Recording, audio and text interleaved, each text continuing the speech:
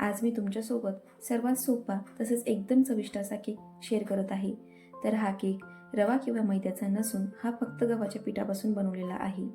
तसेच हा केक बनवत असताना कमीत कमी सामानामध्ये हा केक घरच्या घरी बनवला जाईल असा हा बनवला गेलेला आहे. तर हा केक एकदम जाळीदार तसेच एकदम मऊ लुसलुशीत असा बनतो. एकदम चविष्ट तर असा हा केक आहेच, त्याचबरोबर हा पौष्टिक सुद्धा आहे. तर त्यामुळे हा व्हिडिओ तुम्ही शेवटपर्यंत पूर्ण बघा. केक तयार करण्यापूर्वी इथे मी एक कढई किंवा पातेलं छान असं प्रीहीट करून घेणार आहे, जेणेकरून आपल्याला यामध्ये केक बेक करता येईल. तर त्यामध्ये मी मीठ घातलेलं आहे आणि ते आता छान असं प्रीहीट करायला ठेवलेलं आहे. त्यानंतर इथे मी एक स्टीलचा डबा घेतलेला आहे. इथे मी केक टीन न वापरता एक स्टीलचा डब्बा किंवा एक स्टीलचं पातेलं तुम्ही इथे वापरायचं आहे. तर ह्या डब्यामध्ये मी थोडंसं तेल किंवा तूप घालून घ्यायचं आहे आणि ते सर्व साईडला असं आतल्या बाजूने लावून घ्यायचं. त्यानंतर आता यामध्ये तुम्ही 1 ते 2 चमचे गव्हाचं पीठ घालून घ्यायचं आणि सर्व साईडने ते पसरवून घ्यायचं.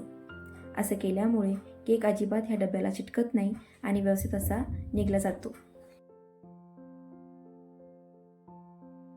पीठ सर्व बाजूनी लागल्यानंतर उरलेलं जे पीठ आहे त्या डब्यामधलं ते आता एका प्लेटमध्ये आपण काढून घेणार आहोत. आणि अशा प्रकारे आपण आता इथे केक बेक करण्यासाठी हा डबा इथे तयार करून घेतलेला आहे. आता आपल्याला केकचे बॅटर तयार करून घ्यायचे आहे. तर त्यासाठी इथे एका भांड्यामध्ये मी 1 कप गव्हाचे पीठ घेतलेले आहे. त्यामध्ये मी इथे 1 चमचा बेकिंग पावडर आणि अर्धा चमचा बेकिंग सोडा घालून घेणार आहे व ते एका चमच्याच्या सहाय्याने एकत्रित करून घेणार आहे. व तसेच आता आपण एका भांड्यामध्ये चाळणी घेऊन त्या गाळणीने आपण हे छान असं हे गाळून घेणार आहोत. असं केल्यामुळे केक छान असा फुलतो. तुम्हाला हवं तर तुम्ही अजून 1 ते 2 वेळेस हे गाळून घ्यायचं, म्हणजे केक व्यवस्थित असा फुलला जातो. तसेच आता आपल्याला इथे लागणार आहे पाव कप मिल्क पावडर.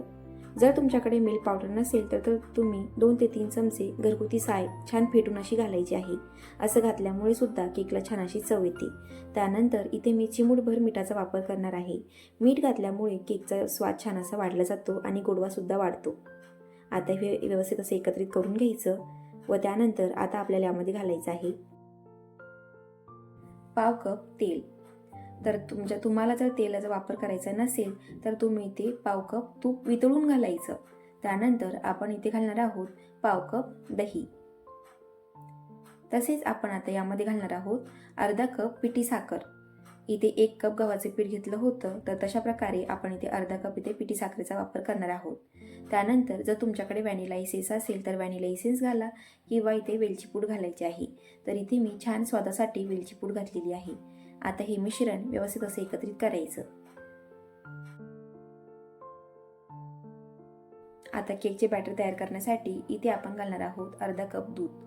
तर दूध एकदम न घालता तुम्ही थोडं थोडं करून घालायचं, म्हणजे छान असं याचं बॅटर तयार होतं. तर दूध घालत असताना एकदम थंड किंवा एकदम गरम न घालता कोमट म्हणजेच रूम टेम्परेचर असलेलं दूध यामध्ये घालायचं. आता याचं छान मस्त असं बॅटर इथे आपण तयार करून घेत आहोत. इथे मला अर्धा कप आणि 3 चमचे वर असं दूध लागलेलं आहे. तर तुम्हालाही थोडं दूध कमी जास्त लागू शकतं.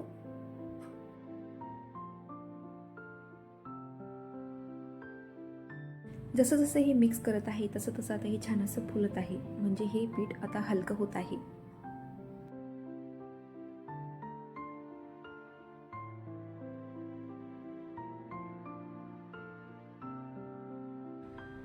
एकदम व्यवस्थित असं हे बॅटर तयार करत असताना तुमच्या लक्षात येईल की अजून हे थोडंसं घट्ट असं दिसत आहे. तर त्यासाठी इथे मी जे शिल्लकचं 2 ते 3 चमचे दूध आहे ना, ते यावेळेस ते वापरलेलं आहे. जर तुमचं बॅटर व्यवस्थित दिसत असेल तर इथे 2 ते 3 चमचे एक्स्ट्राचं दूध घालण्याची काहीच गरज नाही.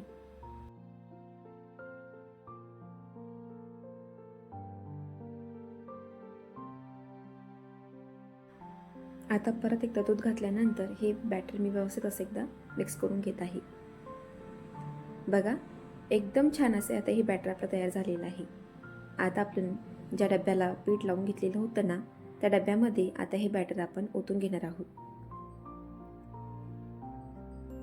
हे बॅटर घालत असताना तुम्हाला दिसत असेल की किती छान हे बॅटर इथे तयार झालेलं आहे.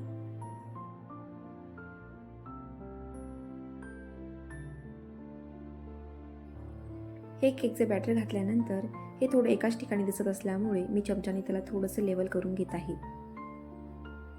व त्यानंतर तुम्ही त्याला 1 ते 2 वेळेस टॅप करून घ्यायचं आहे. असं केल्यामुळे त्यामध्ये असलेले जे एक्स्ट्राचे ऑक्सिजन बबल्स असतील ना ते निघून जातील. आता त्यावरती इथे मी बदामचे काप आहे ना ते घालून घेणार आहे. तर केक आता बेक करून घेणार आहोत. तर इथे आपल्याला 40 ते 45 मिनिट कमी गॅसवरती आता हा केक बेक करून घ्यायचा आहे. 40 ते 45 मिनिटामध्ये आपला केक इथे छान असा तयार झालेला आहे. केक व्यवस्थित बेक झाला आहे की नाही हे चेक करण्यासाठी तुम्ही एका चाकूने चेक करून बघू शकता. म्हणजे तुमच्या लक्षात येईल की केक व्यवस्थित असा बेक झालेला आहे. आता आपल्याला हा केक छान थंड करून घ्यायचा आहे. केक जोपर्यंत पूर्णपणे थंड होत नाही तोपर्यंत तुम्ही त्या डब्यातून तो केक बाहेर काढायचा नाही. आता पूर्णपणे थंड केल्यानंतर मी हा केक एका प्लेटमध्ये काढून घेत आहे. बघताच खावासा वाटेल असा हा केक एकदम छान असा दिसत आहे. तुम्हाला अजिबात वाटणार नाही की हा केक फक्त गव्हाच्या पिठापासून बनवलेला आहे. एकदम स्पॉन्जी, सॉफ्ट आणि मऊ लुसलुशीत असा हा केक आपल्या इथं तयार झालेला आहे. विशेष म्हणजे हा केक गव्हाच्या पिठाचा असल्यामुळे एकदम पौष्टिक असा आहे. आता आपण हा केक कट करून बघूयात. एकदम इझिली असा हा कट होत आहे आणि एकदम छान असा हा दिसत आहे. बघा किती सुंदर असा हा इथे केक तयार झालेला आहे. एकदम मऊ आणि जाळीदार. त्यामुळे तुम्हालाही जर केक तयार करून बघायचा असेल ना तर गव्हाच्या पिठाचा केक नक्की तयार करून बघा. हा खायला खूप छान लागतो. त्यामुळे एकदा ट्राय करूनच बघा आणि ट्राय केल्यानंतर मला कमेंट करून नक्की कळवा. आणि तुम्हाला ही केकची रेसिपी आवडली असेल ना तर प्लीज माझ्या चॅनलला लाईक, शेअर आणि सबस्क्राईब करायला अजिबात विसरू नका.